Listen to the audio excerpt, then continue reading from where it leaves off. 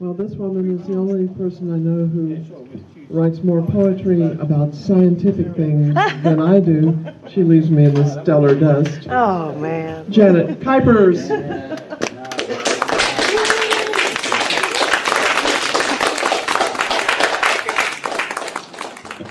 I feel bad that Tom won't talk to people who use guns because he won't be able to talk to my husband, John, anymore. No, that's it. No more John. I'm sorry, he's done talking to you. I'm sorry. He loves you so much, but apparently you could shoot a gun, so. I don't do it in anger. Oh, that's nice. Cool killer. Cool. Anger's extra.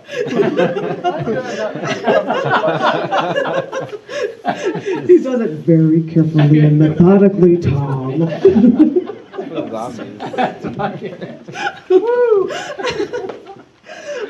Because I was wearing John's jacket, I thought I'd wear his glasses and try to read this piece from the Getting Wired show in this performance art book.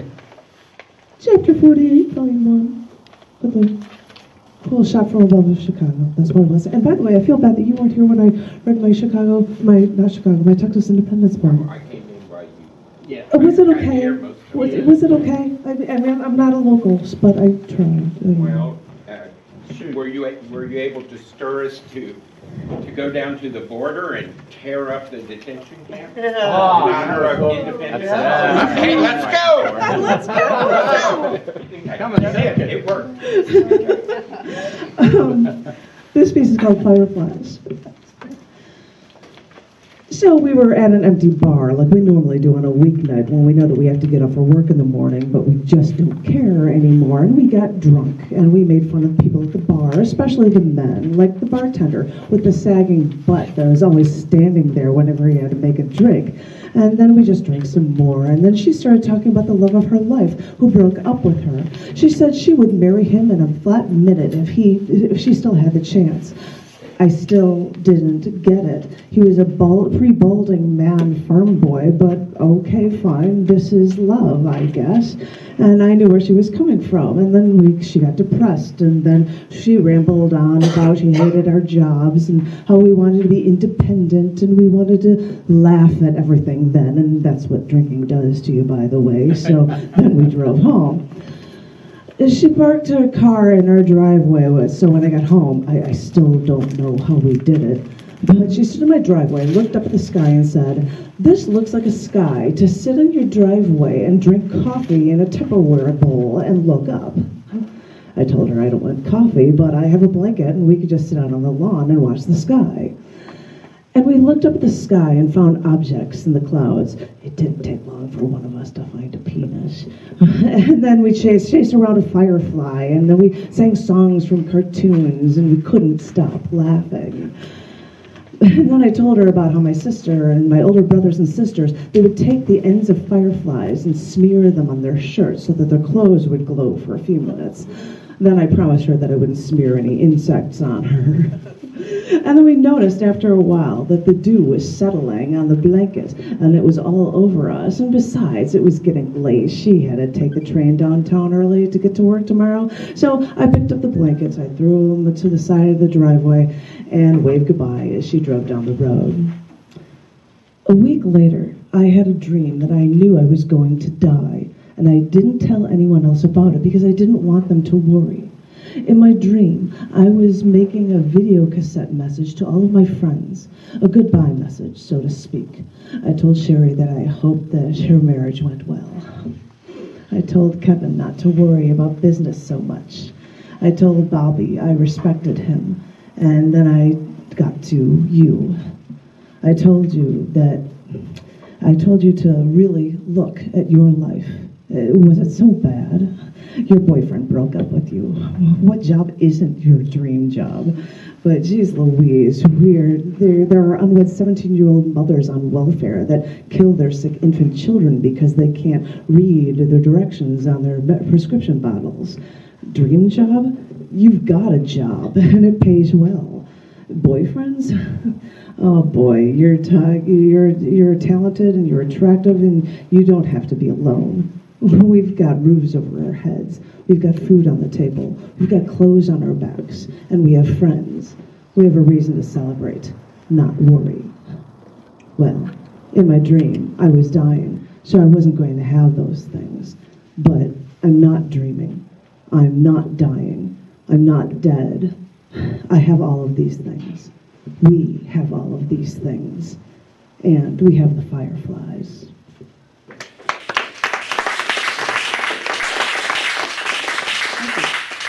I'm done reading Jen's classes. Let's see how that goes. And I didn't want to read on my laptop, so I thought I'd just read things off of my phone. I decided that I would write a poem a day, so yeah, the new ones aren't so great, but I'm going to share 2 of them with you, and I hope you like them. This first one was on an anniversary, and I just won't say anything about it until I'm done reading it. It's called Didn't Think Anything of It. Today is the day they found you. My friend said he heard you in the other room making lots of noises at 4 a.m. He didn't think anything of it, but now he worries and he wonders if he could have saved you. We all wonder that now. What could we have done? Could we have made a difference? Could you still be alive today? I know that life for you is not going the way you wanted it to go. You couldn't have the girl that you loved. After being fired, you were left unemployed. You were a Red Wings man in Blackhawks territory. But what were we supposed to do when we didn't know our transplant needed us? You never showed weakness. You never reached out your hand. You never showed us that you were internally falling apart. And none of us knew how to decipher the code of your illness to step in and stop your destruction. Because we would have, if only we knew how.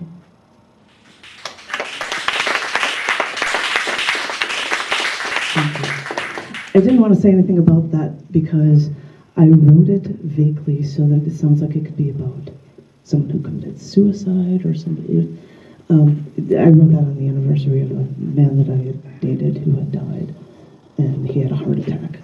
He was 29 years old. Anyway, but so I left it open-ended so it could take with all. And I wrote this one on Martin Luther King Jr. Day. I wasn't planning on writing anything like this, and I came up with this, and I hope you like it. It's called Our Color, Our Gender, Our Creed. There is a house inside of me. It is a house with a rich heritage, brimming with the knowledge of how our souls have flourished and how it can all be so quickly taken away. There is a house inside of me that has had to shut down to hide everything away because those who didn't look like me decided that I was nothing and treated me accordingly. There is a house inside of me. Its pulse has an infectious rhythm that we've had to stifle to hide from your generic white bread world. We only let it out when we're alone to save us from your madness. There is a house inside of me. I've hidden it away. I've sealed it up and placed it deep within, brimming with my history and my future. And I don't let it out when people can't even think of me as human. There is a house inside of me. I've put boards over the windows to save myself from your storm. With your wrath, I've learned not to fight back, only because my captor won't listen. There is a house inside of me, and this house will stand strong even after you have raped me, beaten me, tortured me, tried to kill me, treated me as nothing. But you were so wrong. There is a house inside of me, and what you don't realize is that this house will outlast yours. Trust me, if your house was built on distrust and such blatant disrespect, your house is bound to collapse. Because after all these years, and after my wanting to fight, I've learned that passive resistance is only a part of my story. Because in these struggles, I have gained a wisdom and a connection that is beyond this house inside of me, beyond this sharing, this inquisitive mentality.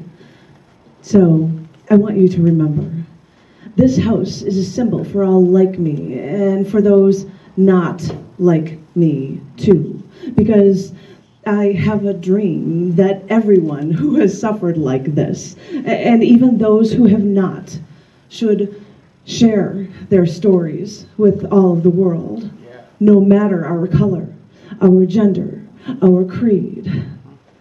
This is my dream, because this is how we truly grow.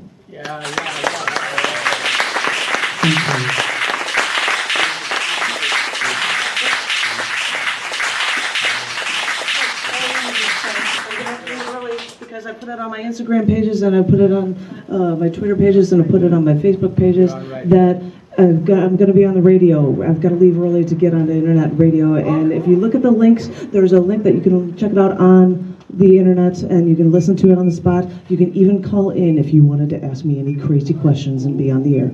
So that's starting at 6 o'clock our time, 6 to 7 p.m. Eastern Standard Time. So if anybody's interested, check it out. And thank you. What link? It's If I just go on the internet, how am I going to find my page. Very good. Oh, okay. That's Just gotta know my name. That's good. Wow, we're all in the media lately. This is great. Yeah, watch out.